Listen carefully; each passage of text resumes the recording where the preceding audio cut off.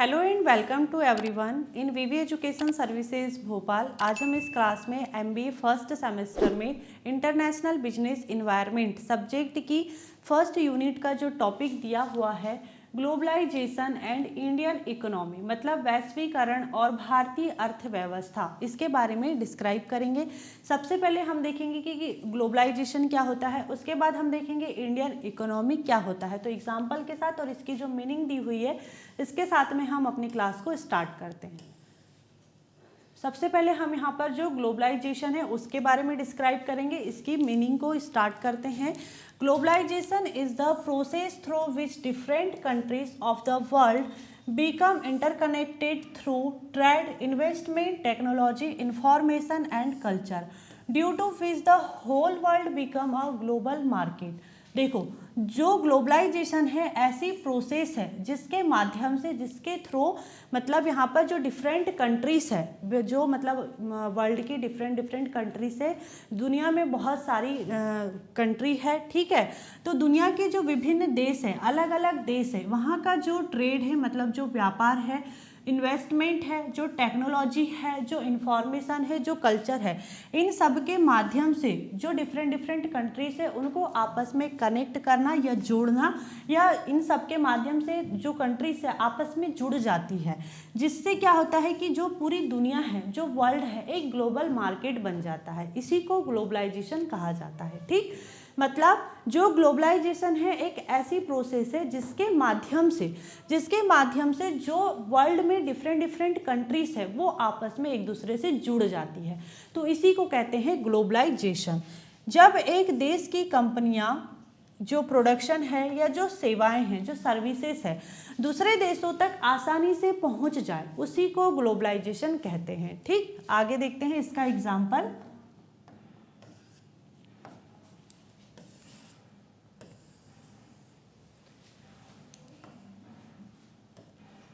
देखो, इसका जो एग्जाम्पल है, एप्पल यूएसए की कंपनी है, ठीक है। ये सभी को पता है कि जो एप्पल कंपनी है वो कहाँ की है, यूएसए की कंपनी है, और यूएसए की करेंसी क्या है, डॉलर, ठीक है। यूएसए की करेंसी क्या है, डॉलर। अपने आईफोन चीन में बनवाता है। जो एप्पल कंपनी कहाँ की है, यूएसए की है, अमेरिका की है, लेकिन वो अपने जो फ़ोन है, आईफोन है, वो चीन में बनवाता है, ठीक। चीन में बनवाता है। चीन की करेंसी क्या है, चीन की करेंसी है युआन। चीन की करेंसी है युआन, इसका सिंबल है ऐसे, ठीक है। और ये भारत में, मतलब अपने इंडिया में, यूरोप में, अफ्रीका सहित पूरी दुनिया में इसे, पूरे वर्ल्ड में इसे सेल करता है, ठीक। एग्जाम्पल देखते हैं। जारा स्पेन की कंपनी है, ठीक है, और H&M स्वीडन की कंपनी है, और ये इंडिया में कपड़े सेल करते हैं, ठीक। जो जारा कंपनी है वो कहाँ की है, स्पेन की है। स्पेन की जो करेंसी है वो क्या है, यूरो, ठीक, यूरो इसकी करेंसी है। और स्पेन की जो करेंसी है वो है यूरो। और जो H&M है इसका फुल फॉर्म क्या है, H का फुल फॉर्म है हैंस और M का फुल फॉर्म है मॉरिट्ज। स्वीडन की करेंसी क्या है, स्वीडन की करेंसी है स्वीडिश क्रोना। स्वीडिश क्रोना को इंडिकेट किया जाता है KR से, ठीक है। और ये जो अपने कपड़े हैं भारत में बिकवाते हैं या भारत में सेल करते हैं, ठीक। विदेशी ब्रांड का कपड़ा अपने इंडिया में आया, इंडिया के मार्केट में आया, तो ये क्या है, ग्लोबलाइजेशन है, ठीक। इंडिया का जो स्टूडेंट है वो यूएसए में, यूनाइटेड किंगडम ब्रिटेन में, मतलब ऑस्ट्रेलिया में पढ़ाई करता है। यूएसए की करेंसी हमने देख ली है। यूके मतलब जो यूनाइटेड किंगडम है, जो ब्रिटेन है, उसकी करेंसी क्या है, उसकी करेंसी भी यूरो है, ठीक, सॉरी, इसकी करेंसी है पाउंड, ठीक है। इसकी करेंसी है पाउंड, इसको इंडिकेट किया जाता है इस तरीके के सिंबल से, ठीक। और जो ऑस्ट्रेलिया है, ऑस्ट्रेलिया की जो करेंसी है वो है ऑस्ट्रेलियन डॉलर, ठीक है, जिसको इंडिकेट किया जाता है डॉलर के ही सिंबल से, ठीक।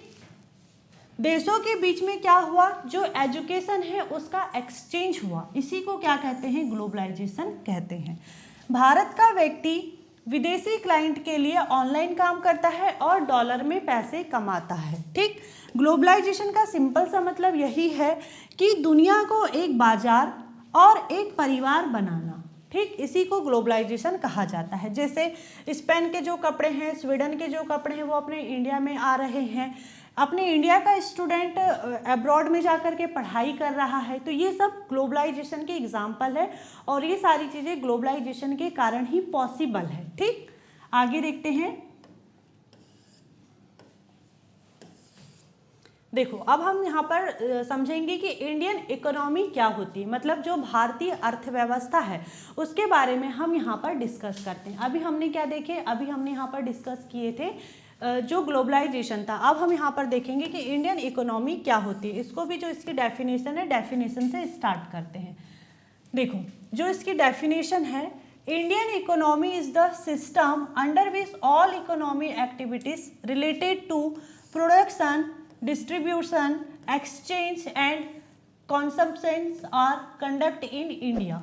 ठीक, मतलब भारतीय अर्थव्यवस्था उस व्यवस्था को कहते हैं जिसके अंतर्गत भारत में जो उत्पादन है, मतलब जो प्रोडक्शन है, जो वितरण है, मतलब जो डिस्ट्रीब्यूशंस है, विनिमय मतलब जो एक्सचेंज है, और जो उपभोग है मतलब कंजम्पशन है, से जुड़ी सभी आर्थिक गतिविधियां संचालित होती है।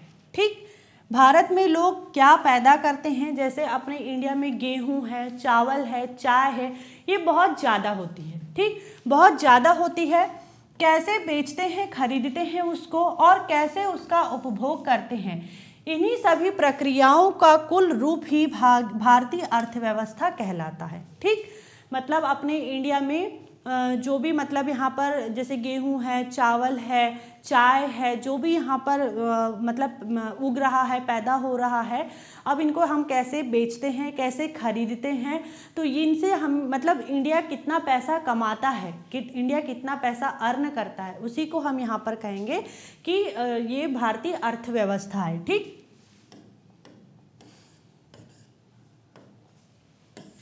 आगे देखते हैं हम यहाँ पर ग्लोबलाइजेशन और इंडियन इकोनॉमी दोनों में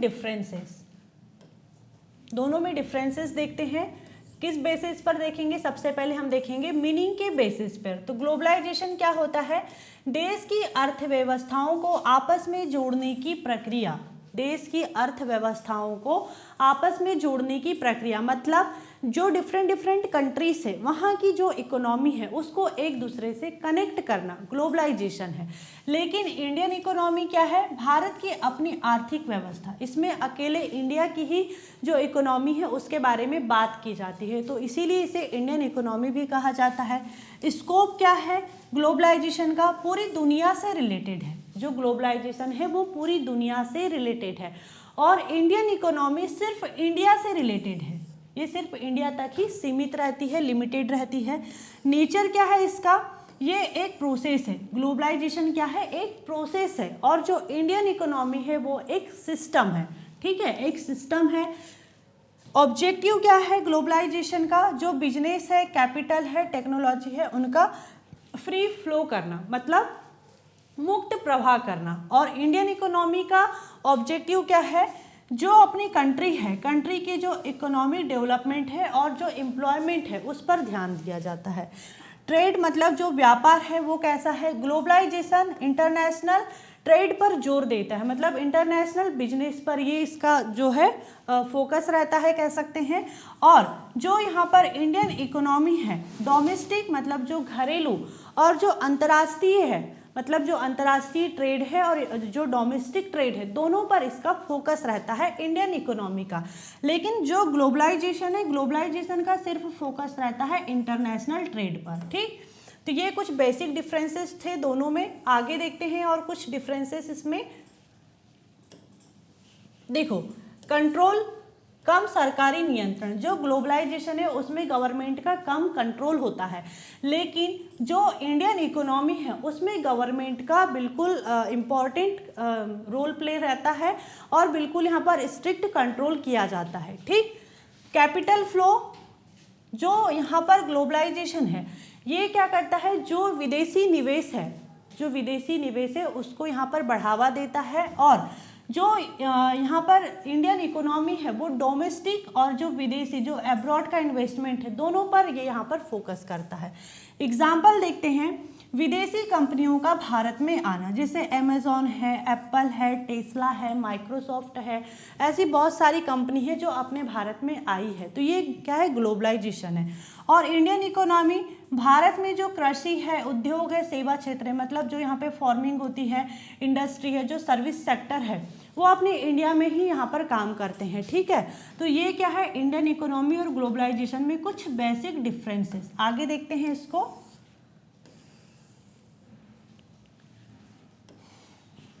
देखो, ग्लोबलाइजेशन क्या है, पूरी दुनिया को एक ग्लोबल मार्केट बनाना, पूरी दुनिया को एक ग्लोबल मार्केट बनाना। एग्जाम्पल, अमेरिका की जो कंपनी है, एप्पल कंपनी का मोबाइल भारत में बिकना, ये क्या है, ग्लोबलाइजेशन है।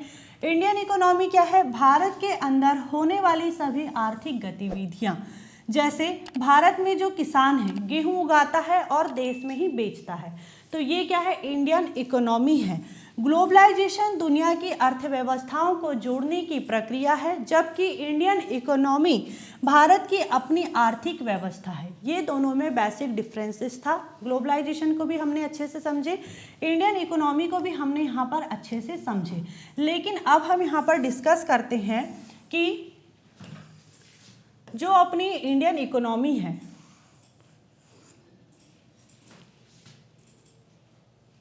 ठीक है, यहीं पर हम इसको देखते हैं। देखो, जो इंडियन इकोनॉमी है, अपनी इंडियन इकोनॉमी 4th नंबर पे है अभी। ठीक है, 4th नंबर पे है।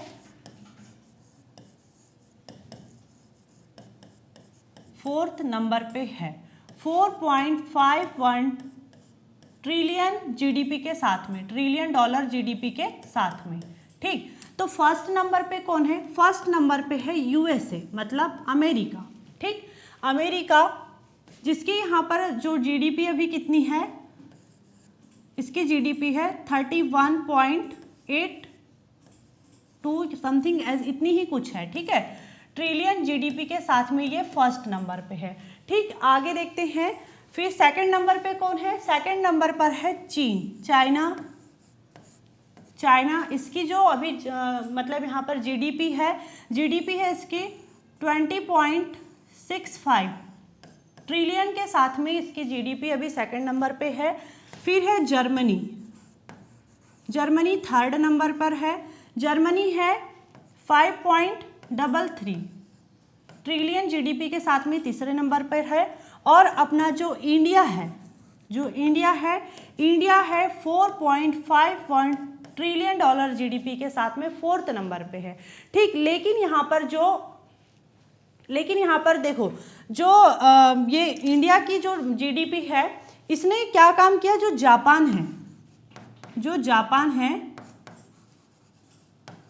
जापान को पीछे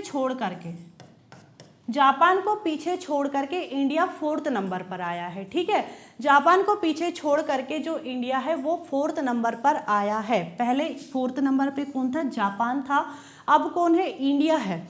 सबकी हमने यहाँ पर जीडीपी भी देख लिए। ठीक है, अब हम देखते हैं कि जो यूएसए है, यूएसए की जो करेंसी है वो क्या है, डॉलर। ठीक, यूएसए की करेंसी है डॉलर। अगर हम $1 को इंडियन रुपीस में कन्वर्ट करें तो कितना होगा, 92 समथिंग इसमें निकल करके आता है इंडियन रुपीस में। और ये टाइम के साथ में क्या होता है, चेंज होते जाता है। फिर है चीन की जो करेंसी है वो क्या है, चीन की जो करेंसी है वो है युआन। ठीक, युआन इसकी करेंसी है। अगर हम यहाँ पर इसको भी कन्वर्ट करें, चीन की करेंसी को भी अगर हम यहाँ पर कन्वर्ट करें तो एक युआन अपने इंडिया में होता है 13 रुपए के बराबर। ठीक, 13 रुपए के बराबर होता है। जर्मनी की जो करेंसी है, जर्मनी की करेंसी है यूरो। ठीक, जर्मनी की करेंसी है यूरो, जिसको इंडिकेट किया जाता है इस सिंबल से। और यहाँ पर अगर हम 1 यूरो को इंडियन रुपीस में कन्वर्ट करें तो वो भी निकल करके आता है 92, मतलब 90 से लेकर के 92 के बीच में। और इंडियन करेंसी रुपया सबको पता है, तो इसको इंडिकेट किया जाता है इस सिंबल से। ठीक, तो अब देखो यहाँ पर देखो कितना डिफरेंसेस है। जो यहाँ पर डॉलर है, जो यहाँ पर युआन है, जो यूरो है, उसमें इंडियन रुपीस में कितना डिफरेंसेस निकल करके आ रहा है। तो ये सारी चीज़ें आपको याद रखना है। और हमने यहाँ पर 4th नंबर पर जीडीपी देखे थे, किसकी? जापान की। तो जापान की जो करेंसी है वो है येन, जिसको इंडिकेट किया जाता है इस तरीके से। तो अब आपको लग रहा होगा युआन भी इसी सिंबल से और येन भी इसी सिंबल से, तो दोनों को सेम सिंबल से इंडिकेट किया जाता है, ठीक। जैसे डॉलर को भी इसी सिंबल से इंडिकेट किया जाता है और जो ऑस्ट्रेलियाई डॉलर है उसको भी इसी सिंबल से इंडिकेट किया जाता है। तो ये सारी चीज़ें आपको याद रहना चाहिए।